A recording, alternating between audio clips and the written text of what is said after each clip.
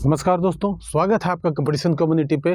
दोस्तों आज हमारा चैप्टर है, ध्यान रखिएगा, स्वराज आंदोलन। अर्थात स्वराज आंदोलन से लेकर आज हम पढ़ने वाले हैं कहाँ तक, ठीक है, आपका असहयोग आंदोलन अर्थात 1923 से लेकर 1930 इसके बीच में जो आंदोलन हुए हैं भारतीय स्वतंत्रता संग्राम में, आज हम उनको पढ़ने वाले हैं। ठीक है, तो सबसे पहला है आज हमारा स्वराज दल। ध्यान रखिएगा, स्वराज आंदोलन, पहले इस चीज को समझ लीजिए, स्वराज दल या स्वराज आंदोलन है क्या।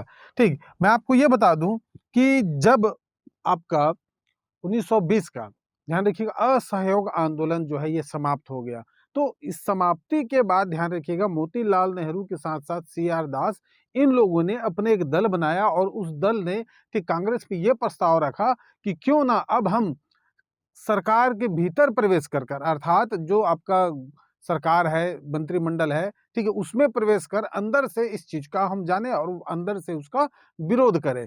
ठीक है, तो ये रणनीति तय की गई।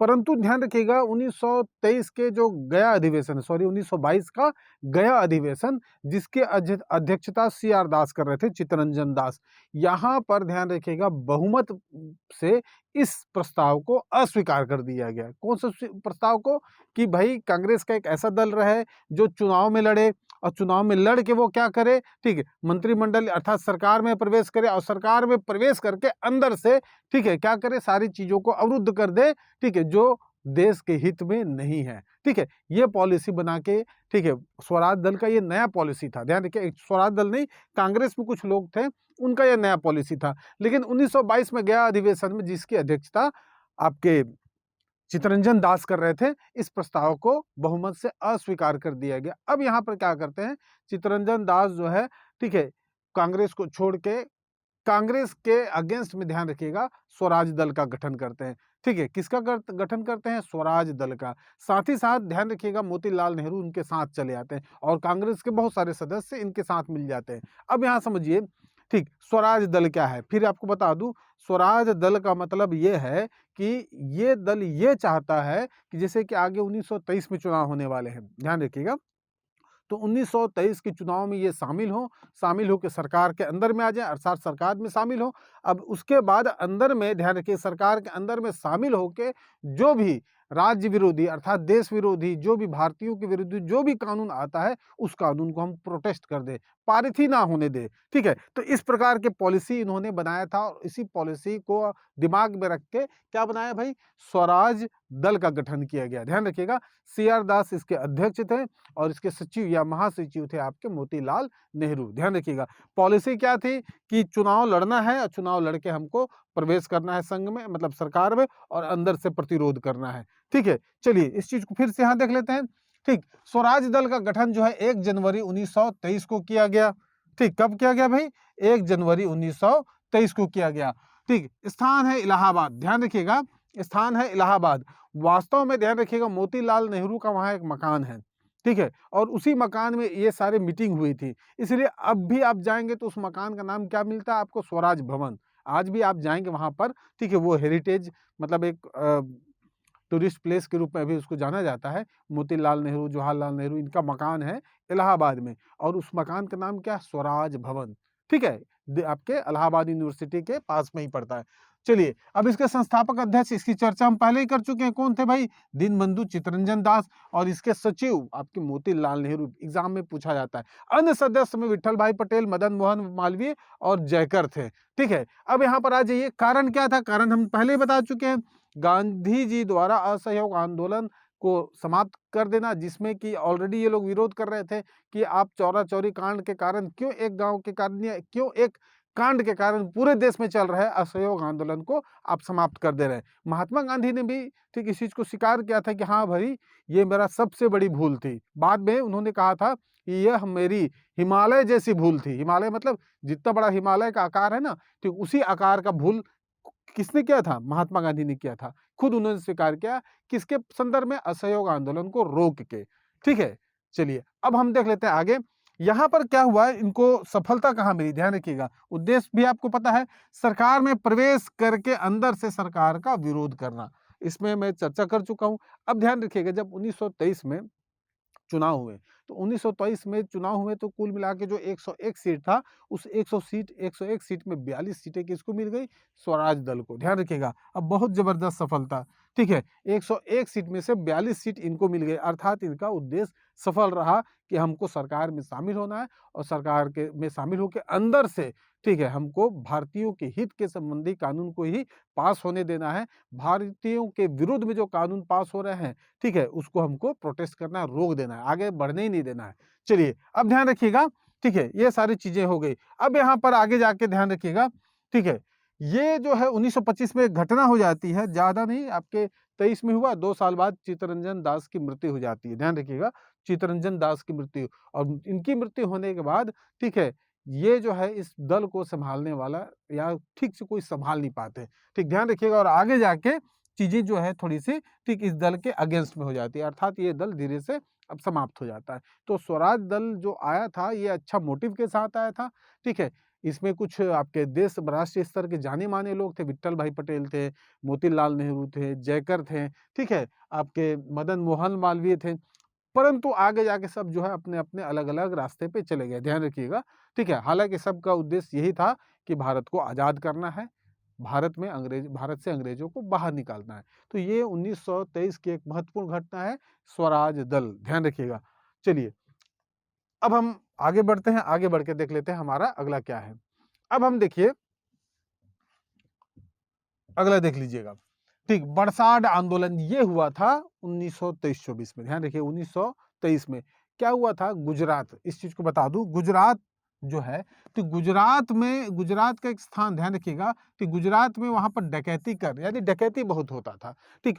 तो उस डकैती से बचने के लिए सरकार ने क्या किया, कंपनी ने, ईस्ट इंडिया कंपनी या सरकार कहना चाहिए, ठीक है, उन्होंने पुलिस व्यवस्था का वहां पर अप्लाई करने का प्रयास किया, अर्थात पुलिस प्रशासन को वहां पर लाया जाए और वो डकैतों को रोके, ठीक है। इसके लिए चाहिए पैसा, ठीक है, और वो पैसा कौन देगा, तो वो पैसा लोग देंगे, इसलिए एक और कर लगाया गया लोगों पे, डकैती कर। और ये क्या था, 2 रुपए 7 आने के आसपास था। ध्यान रखिएगा, ये किताब में लिखा हुआ है 2 रुपए से थोड़ा सा कुछ ज्यादा था, और ये प्रत्येक व्यक्ति पे लगना था, ठीक। जिस क्षेत्र में ये पूरा काम हो रहा है, डकैती का प्रकोप था, उस पूरे क्षेत्र में पुलिस व्यवस्था की जाएगी, और उस पुलिस व्यवस्था का जो खर्च होगा, ठीक है, वो डकैती कर के माध्यम से जो पैसा प्राप्त होगा उसी से होगा। तो इसी डकैती कर का विरोध कर रहे थे भाई यहाँ के लोग, ठीक है। तो ध्यान रखिएगा, इसका विरोध करने में प्रमुख नेतृत्व निभाया था वल्लभ भाई पटेल ने, ठीक है। वल्लभ भाई पटेल में अंतिम में जाके इस आंदोलन को, इस आपका डकैती कर को समाप्त कर दिया गया, ध्यान रखिएगा।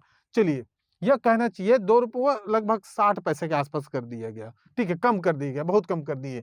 अब यहाँ पर एक चीज आता है, इसी आंदोलन को हार्डीमैन ने ग्रामीण गुजरात का पहला क्या कहा है, सफल गांधीवादी सत्याग्रह। ध्यान रखिएगा, ग्रामीण भारत का प्रथम सफल गांधीवादी सत्याग्रह, क्लियर है, ठीक है। कौन सा, बरसात आंदोलन 1923 का।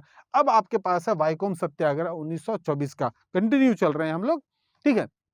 वाइकोम कहाँ, ठीक, ये आपका त्रावणकोर, ध्यान रखिएगा, दक्षिण भारत में। अब यहाँ पर आपको सामान्यतः पुस्तकों में ये मिलता है कि यह अछूतों द्वारा मंदिर प्रवेश का प्रथम सत्याग्रह था, ठीक, आराम से रहिएगा ना। तो मैं आपको ये भी बता दूं कि वास्तव में होता क्या था कि दक्षिण भारत में जो इझावा, ठीक, जाति होती थी, इझावा और पुलैया, ये जो है इनको अछूतों के कैटेगरी में थे ये लोग, समझिए, अछूत उनको कहा जाता है जो अस्पर्श मानते थे। और दक्षिण भारत में ये वाला ट्रेडिशन, ठीक, उत्तर भारत से कुछ कुछ ज्यादा ही, ठीक है, तरीके से ट्रेंड कर रहा था। मतलब वहां पर ध्यान रखिएगा, सवर्ण जो लोग हैं, ठीक है, वो जो है हावी थे समाज में, और जो सवर्ण जाति के नहीं थे, जो अस्पृश्य जाति के थे, ठीक, उनसे काफी दूरी बना कर रखते थे। और ये भी है वहां पर कि कम से कम 30 फीट की दूरी में उनको चलना होता था।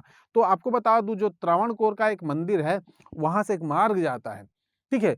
अगर आप वो जो है उस मार्ग से जाने का उनको अनुमति नहीं था, तो उसी मार्ग से जाने की अनुमति मांग रहे थे वास्तव में।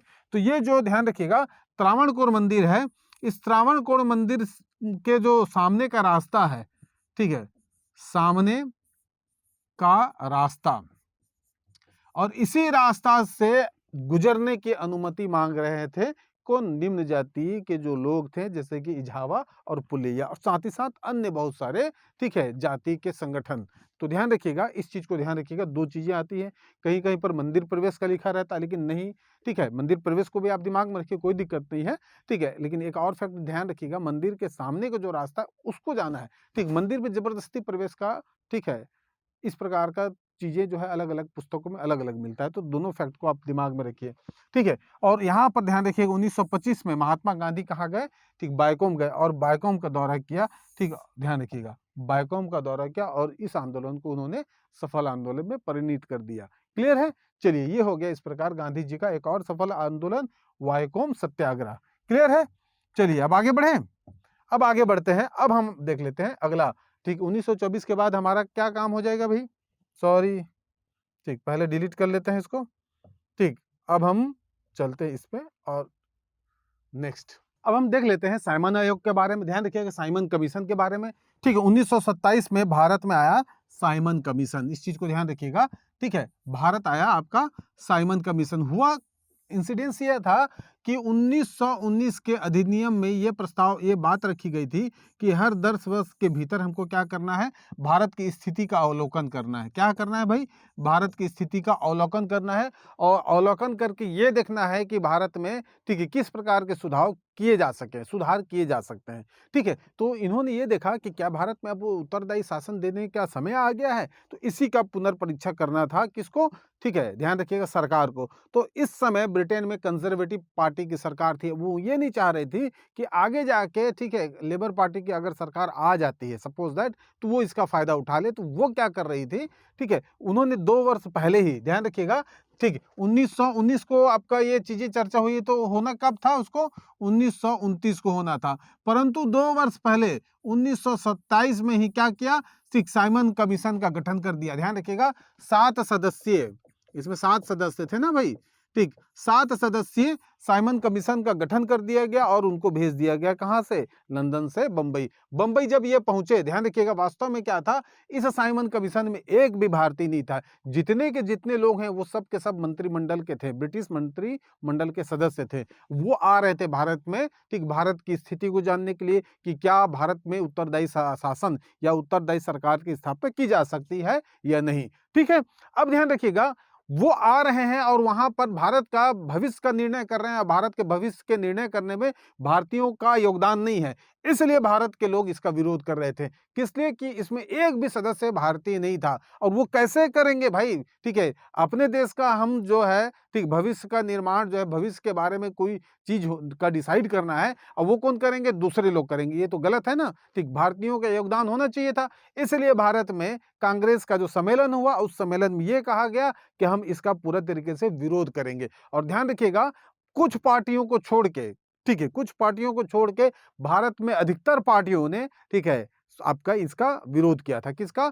साइमन कमीशन का। जब ये साइमन कमीशन बंबई पहुंचा तो साइमन गो बैक के नारे लगाए गए, कि उनको काला झंडा दिखाया गया, ठीक है, कि आप जो आ रहे हो, ठीक है, उसमें भारतीय सदस्य नहीं है और हम आपको, ठीक, स्वीकार नहीं करेंगे। तो इसी तरीके से जहां जहां साइमन कमीशन गया, वहां वहां पर स्थानीय स्तर पे लोगों ने क्या किया, ठीक है, इसका विरोध किया। इसी क्रम में जब साइमन कमीशन लाहौर गया, तो वहां पर विरोध प्रदर्शन कर रहे थे लाला लाजपत राय, ध्यान रखिएगा। और वहां पर सैंडर्स जो है पुलिस अधिकारी थे, और उन्हीं के निर्देश पे वहां पर लाठीचार्ज किया गया, और उसी लाठीचार्ज में ध्यान रखिएगा, लाला लाजपत राय घायल हो गए और कुछ दिनों बाद उनकी मृत्यु हो गई। लेकिन जब वो घायल हुए उसी इंसिडेंस में, तो उन्होंने वहीं पर कहा था कि ये जो ब्रिटिश साम्राज्य की एक एक लाठी है, ठीक, जो कि मेरे सर पे गिर रही है, यही उसके आपके ताबूत की आखिरी कील होगी। अर्थात यही लाठी, ठीक, उनके ताबूत की कील होगी, किसके? ब्रिटिश साम्राज्य की। किसने कहा? लाला लाजपत राय ने कहा, ठीक। बाकी आगे जाके देखेंगे सैंडर्स हत्याकांड होता है, ठीक, वो आगे का है। तो यहाँ पर यही सारी चीजें लिखी गई हैं, यहाँ पर कुछ एक्स्ट्रा नहीं लिखा गया है, सारी चीज वही है जिसको मैंने आपको बताया। इसका आप स्क्रीनशॉट कर सकते हैं। तो इस प्रकार साइमन कमीशन भारत में आया, ठीक है, और भारत में आके जहां जहां गया, ठीक है, वहां वहां इसको विरोध का सामना करना पड़ा, ठीक है। इसको काले झंडे दिखाए गए, साइमन गो बैक के नारे से इनका स्वागत किया गया, ठीक है, विरोध प्रदर्शन किया गया। और इसी प्रक्रम में ठीक है, एक दुर्घटना हो गई, वही लाला लाजपत राय वाला, लाला लाजपत राय की मृत्यु हो गई। ठीक है, और हमको अर्थात भारत को एक प्रमुख नेता खोना पड़ गया। ठीक है, एक प्रमुख नेता ठीक भारत ने खो दिया, किसके वजह से? ठीक सैंडर्स की वजह से, ध्यान रखिएगा। चलिए अब हम बढ़ते हैं आगे। ठीक है, अब ये जो साइमन कमीशन था, साइमन कमीशन भारत आया, तो भारत आने पे इसने जो भी सुझाव दिए, ठीक उसके बारे में थोड़ा सा चर्चा कर लेते हैं। ठीक, चलिए अब ध्यान रखिएगा, ये जो साइमन कमीशन है, इसने 1930 में अपनी रिपोर्ट दिया। ध्यान रखिएगा, कब दिया भाई? रिपोर्ट ठीक 1930 में दिया। चलिए अब इसने क्या कहा है, तो इन्होंने पहला पॉइंट ये बताया कि भारत का शासन संघीय होना चाहिए। ठीक है, संघीय होना चाहिए, अर्थात राज्य रहे और राज्य के ऊपर एक देश रहे, मतलब आपका प्रमुख संघ रहे। चलिए, दूसरा है प्रांतों में उत्तरदायी शासन लागू किया जा सकता है। कहां पर? प्रांतों में। ठीक है, भारत को अभी स्वराज ना दिया जाए, ये सबसे बड़ा दिक्कत का था और इसी पे विरोध था। ध्यान रखिएगा, इसने जब अपना ये मत, ठीक है, जब इसका रिपोर्ट आया, ये तो 27 में आए थे आपका कमीशन, 1930 में इसका रिपोर्ट आया और रिपोर्ट में ये बोला कि भारत को स्वराज नहीं देना है। ठीक है, स्वराज की मांग हम कब से कर रहे हैं। ठीक है, और फिर यहाँ पर बोला कि 10 साल बाद फिर हम जांच करेंगे कि हमको आगे क्या करना है। ठीक है, तो ध्यान रखिएगा, ये जो तीसरा पॉइंट है, और इसी तो तीसरा पॉइंट पे विरोध हुआ और इसी विरोध का परिणाम आप आगे देखेंगे। ध्यान रखिएगा, क्यों? क्योंकि यहाँ पर ठीक है, स्वराज जो भारतीयों का हक था, जो भारतीयों का प्रमुख डिमांड था, ठीक है, वो मना कर चुके थे। कौन? आपका साइमन कमीशन। ठीक है, अब ध्यान रखिएगा, यहाँ पर एक नोट है, यद्यपि इस आयोग की कड़ी आलोचना की गई, परंतु इसके बातों को भी 1935 के भारत शासन अधिनियम में स्वीकार किया गया था। बस ये एक चीज गड़बड़ था कि ये भारत को स्वराज नहीं दे रहे थे। चलिए आगे बढ़ते हैं। चलिए 1930 सॉरी, हाँ 30 अब आएगा ना। ठीक है, चलिए अब बीच में आ जाते हैं नेहरू जी। ठीक, अब ध्यान रखिएगा, साइमन कमीशन के बारे में ही बता दूं। साइमन कमीशन को जो गठन किया गया था, वो भारतीय राज्य सचिव जो है लॉर्ड बिरकेनहेड के नेतृत्व में किया गया था। ठीक है, इसमें जो 7 सदस्य चुने गए थे वो उन्हीं के नेतृत्व में किए गए थे। अब यहाँ पर एक चर्चा हुआ कि जैसे ही साइमन कमीशन के सारे रिपोर्ट को भारतीयों ने, कांग्रेस ने आलोचना किया कि आप ये किस प्रकार के चीज के बना के दे रहे हो, तो लॉर्ड बिरकेनहेड ने भारतीयों को क्या कहा? ठीक है, चुनौती दिया कि आप एक ऐसा ठीक संविधान बना के दीजिए जिसमें भारत के अधिकतर जो लोग हैं, पूरे भारत के हित का उसमें वर्णन हो। ठीक, उसमें उत्तरदायी सरकार का वर्णन हो और उसको पूरे के पूरे दल माने। ध्यान रखिएगा, कौन माने? पूरे के पूरे दल माने, सर्वसम्मति से एक आप भारत के लिए संविधान बनाइए। किसने कहा? लॉर्ड बिरकेनहेड को। इसी को चुनौती रूप में स्वीकार किया किसने? मोतीलाल नेहरू ने। अब मोतीलाल नेहरू ने ठीक है, एक 8 सदस्यीय समिति बनाया और इस समिति का कार्य क्या था कि भारतीयों के लिए ठीक है संविधान बनाना, मतलब एक प्रारूपिक संविधान बनाना। ध्यान रखिएगा, और उसी को ठीक है हम नेहरू रिपोर्ट के नाम से जानते हैं। किस नाम से? नेहरू रिपोर्ट के नाम से। चलिए इसमें कौन कौन प्रमुख सदस्य थे ये भी देख लेते हैं। इसमें तेज बहादुर सप्रू, ठीक सुभाष चंद्र बोस, जी.आर. प्रधान, शोएब कुरैशी, ये इनके प्रमुख सदस्य थे। कारण मैं बता चुका हूं, तत्कालिक भारत सचिव लॉर्ड बिरकेन द्वारा भारतीयों को एक सर्वसम्मति संविधान निर्माण की चुनौती देने के कारण इस दल का गठन किया गया। ठीक है, ठीक, लक्ष्य क्या था भाई? डोमिनियन स्टेट, अर्थात स्वराज। ध्यान रखिएगा, स्वराज। चलिए ठीक है, अगस्त 1928 में इन्होंने अपनी रिपोर्ट प्रस्तुत की, इसलिए 1928 का इसको नेहरू रिपोर्ट के नाम से जानते हैं। नेहरू जी का ये जो रिपोर्ट आया, ठीक, अब इसका भी विरोध होने लगा। चलिए ठीक, अब इसका आगे देख लेते हैं, इसका विरोध में क्या क्या हुए। ठीक, अब समझिए इसके विरोध में आगे के क्या क्या कार्य होते हैं। ठीक, ये तात्कालिक रूप में ध्यान रखिएगा, मुस्लिम लीग जो है इसका तात्कालिक रूप से विरोध करता है और उसी के एवज में जिन्ना का 14 सूत्रीय कार्यक्रम आता है। ठीक, लेकिन उससे पहले एक है आपका बारदोली सत्याग्रह, अक्टूबर 1928 का है। बारदोली, गुजरात। ध्यान रखिएगा, कहाँ भाई? बारदोली, गुजरात। ठीक है, गुजरात के बारदोली में ध्यान रखिएगा, किसानों से ठीक है किसानों को लगान में वृद्धि कर दिया गया और लगभग 30% ठीक वृद्धि हो गया था। ठीक है, और इसी लगान के विरोध को ध्यान रखिएगा, ठीक लगान का जो वृद्धि किया गया था उसी के विरोध में यहाँ पर ठीक आंदोलन हुआ, जिसको हम बारदोली सत्याग्रह कहते हैं। और इसका नेतृत्व प्रमुख रूप से किया था वल्लभ भाई पटेल ने। किसने किया था? वल्लभ भाई पटेल ने। और यहीं पर ध्यान रखिएगा, ठीक है, यहाँ पर की जो महिलाएं हैं, बारदोली की महिलाओं ने ही यहाँ पर पहली बार वल्लभ भाई पटेल को सरदार की उपाधि दिया, अर्थात अब वो क्या कहलाने लगे? सरदार वल्लभ भाई पटेल। ठीक है, चलिए क्या कहलाने लगे? सरदार वल्लभ भाई पटेल। तो ध्यान रखिएगा यहाँ पर सरदार जो है, ठीक है, सरदार नाम जो है वल्लभ भाई पटेल के नाम से कब जुड़ा? तो बारदोली सत्याग्रह में जुड़ा। लेकिन आप इसको इस चीज को और बता दूं, ठीक है, आपके वल्लभ भाई पटेल जो है वो प्राथमिक रूप से नहीं जुड़े थे, उससे पहले रूप से आपके मेड़ता बंधु थे। ध्यान रखिएगा, मेड़ता बंधु। ठीक, इसमें आपके कल्याण जी और कुंवर जी दोनों आते हैं। कल्याण जी और कुंवर जी, इन दोनों ने इसका प्रारंभिक नेतृत्व किया और बाद में, ठीक है, वल्लभ भाई पटेल को बुलाया गया, वल्लभ भाई पटेल आए और वल्लभ भाई पटेल को नेतृत्व दिया गया। तो इन दोनों का नाम याद रखिएगा ना पहले, ठीक है, मेड़ता बंधु, कल्याण जी और कुंवर जी। क्लियर है? अब ध्यान रखिएगा, इसके जांच के लिए एक आयोग बना, ठीक है, 2 अधिकारी आए जिसमें कि, ठीक, ब्रूमफील्ड और आपके राजस्व अधिकारी मैक्सवेल, और इन दोनों ने इस चीज का स्टडी किया और इन्होंने कहा कि हाँ भाई, ये जो 30% की वृद्धि है ये बहुत ज्यादा है, इस प्रकार के कर नहीं लगाए जाने चाहिए, और उस कर को उन्होंने घटा के 6% कर दिया। कितने प्रतिशत? 6%, 6.03। ठीक है, और इस प्रकार ये आंदोलन भी भारत में एक सफल आंदोलन में गिना जा रहा है। ठीक है, और इसके प्रमुख नेतृत्वकर्ता थे वल्लभ भाई पटेल। ठीक है, इस चीज का यहाँ पर वर्णन भी है कि यहीं पर महिलाओं ने पटेल को सरदार की उपाधि दी। क्लियर है? ठीक, तो बरसात आंदोलन में आप क्या बताएं, सॉरी, बारदोली आंदोलन में आप क्या बताएंगे कि बारदोली आंदोलन में वहां पर किसानों को 30% कर के लिए मजबूर किया जा रहा था और इसका, ठीक, विरोध किए थे मेड़ता बंधु। बाद में आपके सरदार वल्लभ भाई पटेल आए और उन्होंने यहाँ पर नेतृत्व किया। सरदार की उपाधि भी महिलाओं ने यहीं पर उनको दिया। ठीक है, और यहाँ पर जो 2 अधिकारी थे, ब्रूमफील्ड, ठीक, और दूसरे मैक्सवेल, इन दोनों ने इस कर को अनुचित माना और कर को घटा के, ठीक, 30% से 6% कर दिया। क्लियर है? ठीक, सफिशिएंट है इतना। अब आ जाते हैं अगला पॉइंट, जिन्ना का 14 सूत्री कार्यक्रम। ठीक है, अब ये क्यों ला रहे हैं भाई? ठीक है, इनको पता था कि ये जो ला रहे हैं आपके नेहरू रिपोर्ट के विरोध में। ठीक, नेहरू जी ने अपना रिपोर्ट दिया।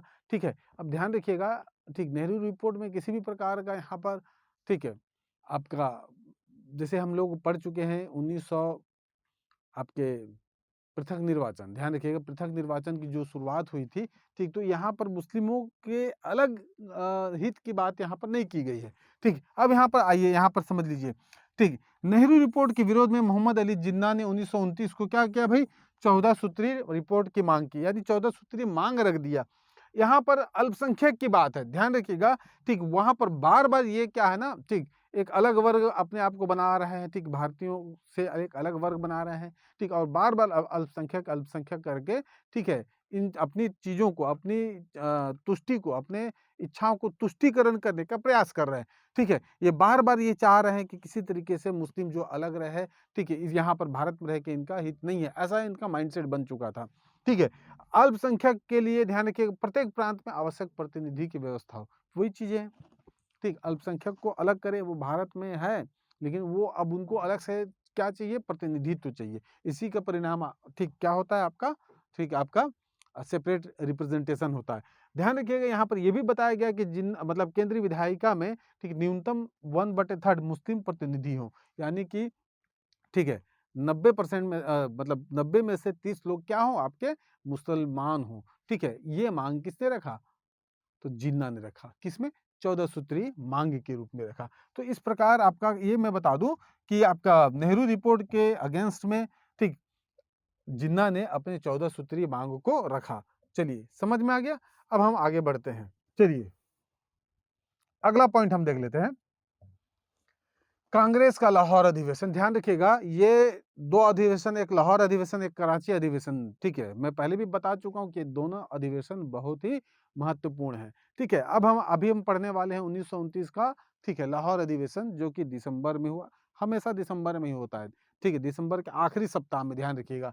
अब आ जाइए, ठीक है, इसकी अध्यक्षता कर रहे थे पंडित जवाहरलाल नेहरू। ठीक, कौन कर रहे थे? पंडित जवाहरलाल नेहरू। ठीक, अब यहाँ पर एक प्रमुख चीज घटना हुई, ध्यान रखिएगा, यहीं पर पहली बार पूर्ण स्वराज की मांग की गई। मैंने आपको पहले ही, जब कांग्रेस हम पढ़ रहे थे, तो कांग्रेस के जितने सम्मेलन है उसमें लाहौर अधिवेशन में इस चीज को हम लोग पढ़े हैं। ठीक, ध्यान रखिएगा, तो पूर्ण स्वराज की मांग कहाँ की गई? और यहाँ पर लक्ष्य रख दिया गया कि हमको किस चीज की प्राप्ति करनी है? पूर्ण स्वराज। ठीक, कंप्लीट डोमिनियन स्टेट। यहाँ पर प्रमुख चीज और एक है कि 31 दिसंबर, यानी कि साल के अंतिम दिन, ये निर्णय लिया गया, ठीक है, कहाँ पर? रावी नदी के तट पर एक झंडा, पहले तिरंगा झंडा फहराया गया और ये निर्णय लिया गया कि इसी प्रकार हम, ठीक है, प्रति वर्ष 26 जनवरी को क्या करेंगे? स्वतंत्रता दिवस के रूप में मनाएंगे। तो प्रथम स्वतंत्रता दिवस कब हो गया भाई? ठीक है, आपका 31, ध्यान रखिएगा, मतलब आपके 26 जनवरी, सॉरी 26 जनवरी 1930, ठीक, ध्यान रखिएगा 1930, ये आपका प्रथम स्वतंत्रता दिवस के रूप में यहां से मनाना चालू हुआ। ठीक है, आया समझ में? 31 दिसंबर 1929 को मध्य रात्रि को यह निर्णय लिया गया कि रावी नदी के तट पे जाके क्या करेंगे? झंडा फहराएं। और इसी प्रकार का काम हम हर वर्ष करेंगे। कब? ठीक है, 26 जनवरी को। और पहला जब 26 जनवरी 1930 था और यहीं से पहली बार स्वतंत्रता दिवस, इंडिपेंडेंस डे मनाया जाने लगा। क्लियर है? ठीक, तो सिंपल सा है। आप यहाँ पर दो चीजों को ध्यान रखिएगा, पहला पूर्ण स्वराज और दूसरा स्वतंत्रता दिवस। क्लियर है? ठीक है, आया समझ में? अब गांधी जी का 11 सूत्री मांग। ठीक, अब ध्यान रखिएगा, इस प्रकार की चीजें यहाँ चल रही हैं। जिन्ना जी ने अपना ठीक रख दिया, नेहरू प्रस्ताव में नेहरू जी ने रखा। अब गांधी जी ने लॉर्ड इरविन के सामने अपना मत रखा। ठीक है, लॉर्ड इरविन के सामने अपना मत रखा, बोला, उनको दिया 11 सूत्री, ठीक है, कार्यक्रम। ध्यान रखिए, अपना 11 सूत्री मांग रखा, लेकिन इरविन ने इस 11 सूत्री मांग को मानने से मना कर दिया। समझिए, ठीक है, मांगे की बात चर्चा करने के बजाय पहले हम देख लीजिए, इरविन इस समय, लॉर्ड इरविन, भारत में लॉर्ड इरविन इस समय गवर्नर जनरल थे। ठीक, अब इन्होंने इस मांग को मानने से क्या कर दिया? मना कर दिया। ठीक है, ध्यान रखिएगा, महात्मा गांधी ने इरविन को टाइम भी दिया था, टाइम लिमिट दिया था, इस तारीख तक मानो तो ठीक है, नहीं तो फिर मैं आंदोलन करूंगा। ठीक है, अब वो वही करने वाले हैं। ठीक, अब प्रारंभ होगा असहयोग, सॉरी, सविनय अवज्ञा आंदोलन। क्या? Civil disobedience movement. ठीक है, ध्यान रखिएगा, अब महात्मा गांधी जो है, ठीक है, बौखला गए, बहुत हो गया भाई। ठीक है, क्या हो गए? बौखला गए। ठीक, बहुत हो गया जी हजूरी, अब हम करते हैं आंदोलन। तो महात्मा गांधी फिर से एक आंदोलन को प्रारंभ करते हैं भारत में। चलो ना भाई, कहाँ जाओगे? और वो है आपका सविनय अवज्ञा आंदोलन। चलिए, इसकी पृष्ठभूमि मैं आपको बता देता हूँ। इसकी पृष्ठभूमि ये है कि इससे पहले महात्मा गांधी ने 11 सूत्री मांग रखा और लॉर्ड इरविन ने इस 11 सूत्री मांग को मानने से मना कर दिया। इसीलिए, ठीक है, कांग्रेस में, ध्यान रखिएगा, ठीक, असहयोग आंदोलन की शुरुआत की किसके नेतृत्व में? ठीक है, गांधी जी के नेतृत्व में। ध्यान रखिएगा, सविनय अवज्ञा आंदोलन, दिमाग में थोड़ा सा उतर जाता है। ठीक है, सिविल डिसओबीडियंस मूवमेंट। ठीक, सविनय अवज्ञा का मतलब है कि सरकार की सारी चीजों को हम अवज्ञा करेंगे, नहीं मानेंगे किसी भी उसके ऑर्डर को, पूरे सिस्टम के हर एक चीज को हम क्या करेंगे? ठीक है, विरोध करेंगे। समझे? यही इनका प्रमुख थीम था और इसी सविनय अवज्ञा आंदोलन को लेकर इन्होंने क्या किया? ठीक है, आगे बढ़े। अब आगे मुद्दा, किस मुद्दे का विरोध करेंगे भाई? तो ध्यान रखिएगा, उस समय नमक कर लिया जा रहा था। ठीक, नमक पे भी टैक्स। ध्यान रखिएगा, कच्छ की खाड़ी में, ठीक, जहां पर दांडी है, ठीक, दांडी यात्रा किए थे ना, आपको पता होगा। तो उस जो कच्छ की खाड़ी में जितने लोग नमक बनाते थे, उस नमक के एवज में उनको क्या करना पड़ता था? कर देना पड़ता था।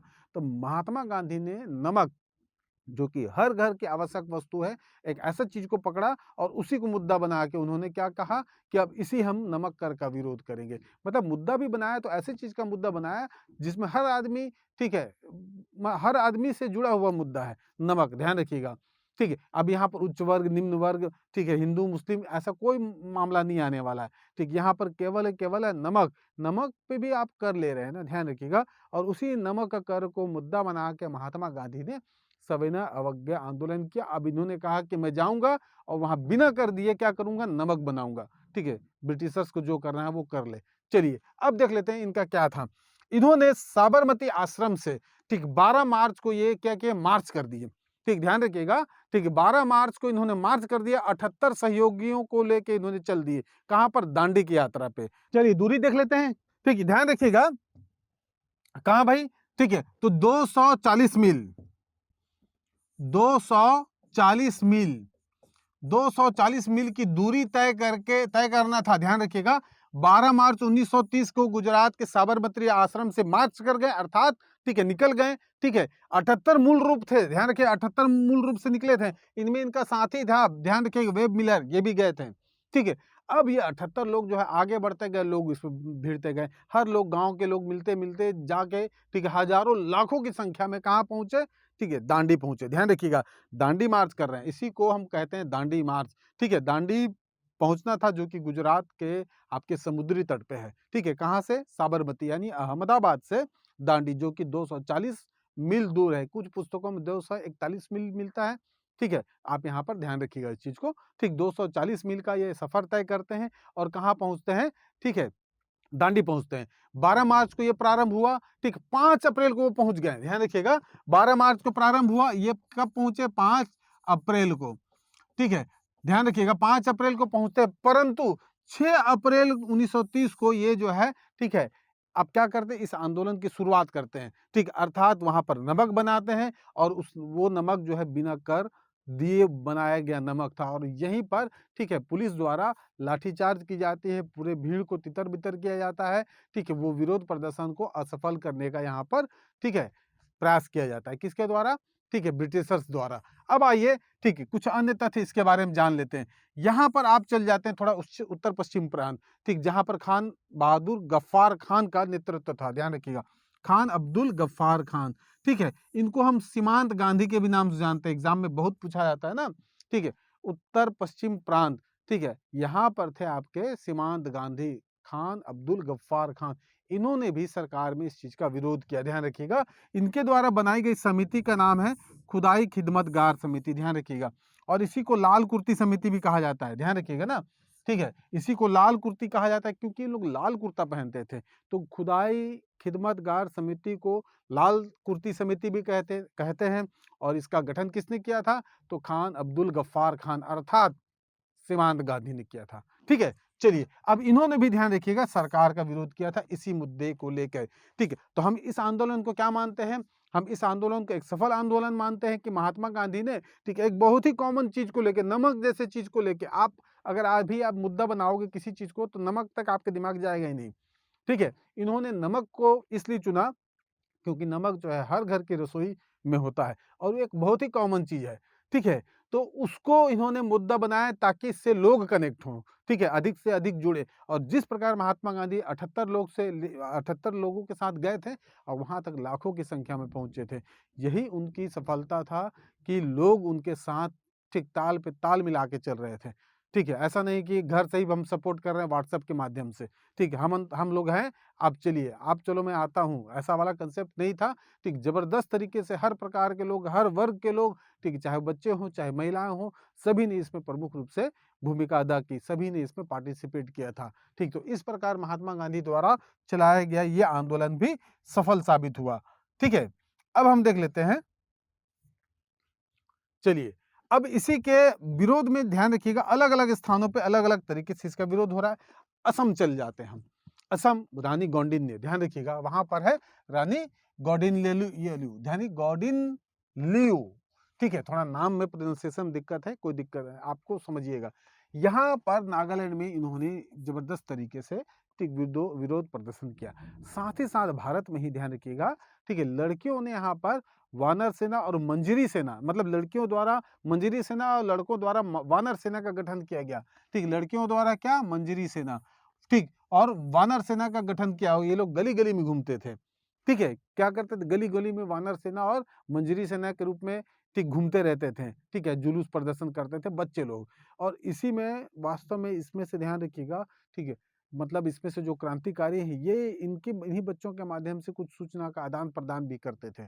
ठीक है, ऐसा भी आपको किताबों में मिल जाएगा। चलिए, अब यहाँ पर आ जाइए। ठीक है, इसी समय जो उत्तर पश्चिम प्रांत थे, ठीक, वही उत्तर पश्चिम प्रांत का मतलब आपका अफगानिस्तान वाला इलाका, वहां के लोग महात्मा गांधी को मलंग बाबा के नाम से, ठीक है, संबोधित किया। ध्यान रखिएगा, क्या कहा? मलंग बाबा। और महात्मा गांधी के इस अभियान को सुभाष चंद्र बोस ने तुलना किया दो अलग अलग घटनाओं से। ठीक, ये एग्जाम में पूछा जाता है, सुभाष चंद्र बोस द्वारा, ठीक है, इस तुलना क्या किया? इल्बा से, यानी कि, ठीक, दांडी मार्च की तुलना किया इल्बा से लौटने पर नेपोलियन के पेरिस मार्च से। ठीक है, जब वो इल्बा से पेरिस आ रहे थे नेपोलियन, और इल्बा से पेरिस इनका साबरमती से दांडी, इन दोनों की तुलना किसने किया? सुभाष चंद्र बोस ने किया। एक और तुलना किया, ठीक है, राजनीतिक सत्ता प्राप्त करने के लिए जो मुसोलिनी ने रोम मार्च किया था, ठीक, उनकी तुलना भी इससे किया, अर्थात मुसोलिनी के रोम मार्च और साथ ही साथ नेपोलियन के इल्बा ठीक, यात्रा अर्थात इनका दांडी यात्रा, तो उनका इल्वा यात्रा और रोम यात्रा, इन तीनों को आपस में इन्होंने सम्मिलित किया, अर्थात ठीक है, महात्मा गांधी की तुलना ठीक नेपोलियन और मुसोलिनी की यात्रा से किया। ठीक है, ये चीजें हो गई। अब ध्यान रखिएगा, मुख्य बात इसमें क्या क्या था तत्व। इसमें यह था कि शराब, अफीम आदि दुकानों पर शांतिपूर्ण धरना प्रदर्शन किया जाएगा। आप इतिहास में देखते हैं कि जो भी शराब दुकान है वहां पर महिलाओं द्वारा प्रदर्शन किया जाता है। ठीक है, जो आपके अफीम की भी दुकान होते हैं वहां पर महिलाओं द्वारा प्रदर्शन किया जाता है। ठीक है, उनके सहयोगी भी पुरुष रहते थे। ठीक, तो इस प्रकार यहाँ पर विरोध प्रदर्शन हो रहा है। दूसरा तत्व था, ठीक है, जो भी व्यक्ति विदेशी पद में है, जो भी व्यक्ति सरकारी नौकरी में है, जो स्कूल में है, वो अपना स्कूल, अपना नौकरी त्याग दे। ठीक है, और विदेशी वस्तुओं का पूर्णतः फिर से बहिष्कार करना प्रारंभ कर दे। ठीक है, यहाँ पर सभी जगहों पे क्या कर दिया गया, कर देने से इनकार कर दिया गया। ठीक है, और ये आपका था ठीक अगला अंतिम चरण कि वो कर हम किस प्रकार से मना करें, तो नमक कर को मना करें। ठीक है, तो इस प्रकार ये जो सविनय अवज्ञा आंदोलन है भारत के स्वतंत्रता आंदोलन में एक महत्वपूर्ण भूमिका अदा करता है। और इस आंदोलन ने कम से कम भारतीयों को ये बताया कि हमको एक-एक स्टेप बढ़ते गए आपके, ठीक है, रिवॉल्यूशन के, क्रांति के एक-एक स्टेप बढ़ते गए। कोई भी चीज़ जो है, कोई भी व्यक्ति जो है बड़ा छलांग एक बार में नहीं लगा सकता है।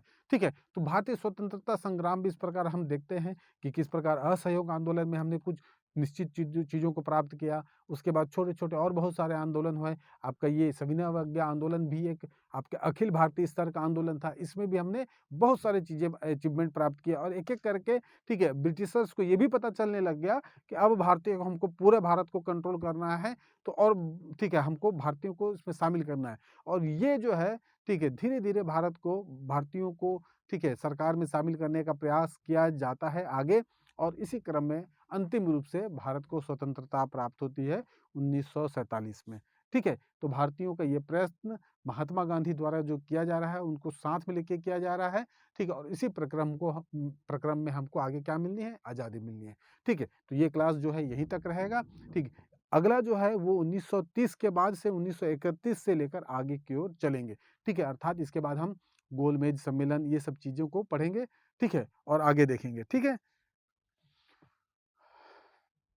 इसके बाद ध्यान रखिएगा, हमारा जो है अगला विषय जो है, अगला टॉपिक होगा। ठीक है, और साथ में साथ आप इस चीज़ को ध्यान रखिएगा कि आप चैप्टर के साथ-साथ आप एमसीक्यूज़ को भी करते रहिएगा। किसको करते रहिएगा? एमसीक्यूज़ को। ठीक है, एमसीक्यूज़ में क्या होते हैं, ठीक है, समय तो देखिए यहाँ पर आपको लगभग 40-45 मिनट का समय लग रहा है, वहाँ पर आपको 10 से 15 मिनट समय। ठीक है, जिससे कि क्या होगा, कोई भी एक टॉपिक जो आपको अच्छे तरीके से कंप्लीट हो जाएगा। ठीक है, फिर आपसे विदा लेता हूँ। नेक्स्ट वीडियो में फिर मैं आपसे मिलूँगा। ठीक, इतिहास के एक नए टॉपिक, नए विषय के साथ। धन्यवाद।